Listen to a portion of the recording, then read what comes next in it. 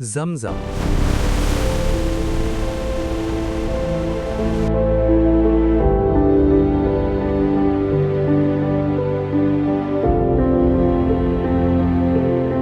کیا آپ جانتے ہیں یہ صرف پانی نہیں، یہ وہ پانی ہے جو ایک ماں کی بے بسی سے نکلا اور اللہ کے حکم سے بہنے لگا۔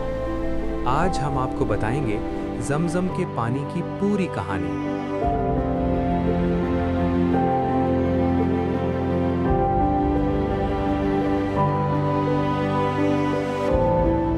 آج سے ہزاروں سال پہلے مکہ ایسا نہیں تھا جیسا آج ہے۔ نہ کعبہ کے ارد گرد لوگ تھے، نہ شہر تھا، نہ زندگی، صرف خاموشی تھی اور جلتی ہوئی ریت۔ اسی سنسان جگہ اللہ نے ایک بڑا فیصلہ کیا۔ اللہ نے حضرت ابراہیم علیہ السلام کو حکم دیا، اپنی بیوی حضرت ہاجرہ علیہ السلام اور اپنے ننھے بیٹے حضرت اسماعیل علیہ السلام کو یہاں چھوڑ کر آ جاؤ۔ یہ حکم آسان نہیں تھا، لیکن حضرت ابراہیم علیہ السلام اللہ کے نبی تھے۔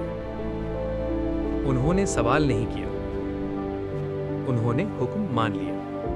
جب حضرت ابراہیم علیہ السلام جانے لگے تو حضرت ہاجرہ نے پوچھا، کیا اللہ نے آپ کو یہ حکم دیا ہے؟ حضرت ابراہیم علیہ السلام نے کہا، ہاں، بس یہ سننا تھا۔ حضرت ہاجرہ نے کہا، پھر اللہ ہمیں کبھی ضائع نہیں کرے گا۔ شروع میں تھوڑا سے پانی موجود تھا، لیکن وقت گزرا اور وہ پانی ختم ہو گیا۔ دھوپ تیز تھی، ریت جل رہی تھی۔ ننھے اسماعیل علیہ السلام پیاس سے رونے لگے، ماں کا دل ٹوٹنے لگا۔ حضرت ہاجرہ اپنے بچے کو چھوڑ کر پانی ڈھونڈنے نکلی۔ وہ صفا پہاڑی پر چڑھی، دور تک دیکھا، کچھ نہیں۔ پھر وہ مروہ کی طرف دوڑی، وہاں بھی کچھ نہیں۔ وہ صفا اور مروہ کے درمیان 7 مرتبہ دوڑی۔ یہ دوڑ مایوسی کی نہیں تھی، یہ یقین کی دوڑ تھی۔ جب حضرت ہاجرہ واپس آئیں تو انہوں نے ایک منظر دیکھا۔ ننھے اسماعیل زمین پر ایڑیاں مار رہے تھے۔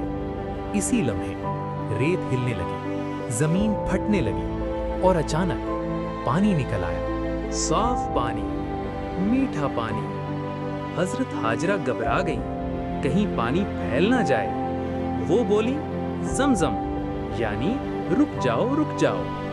اسی لمحے اس پانی کا نام زمزم پڑ گیا۔ وہ پانی رکا نہیں، وقت گزرتا گیا، سال گزرتے گئے، صدیاں گزر گئیں، لیکن زمزم آج بھی موجود ہے، نہ کبھی خشک ہوا، نہ کبھی کم ہوا۔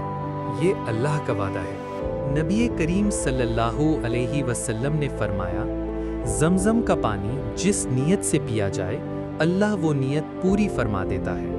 یہ پانی جسم کو طاقت دیتا ہے اور دل کو سکون،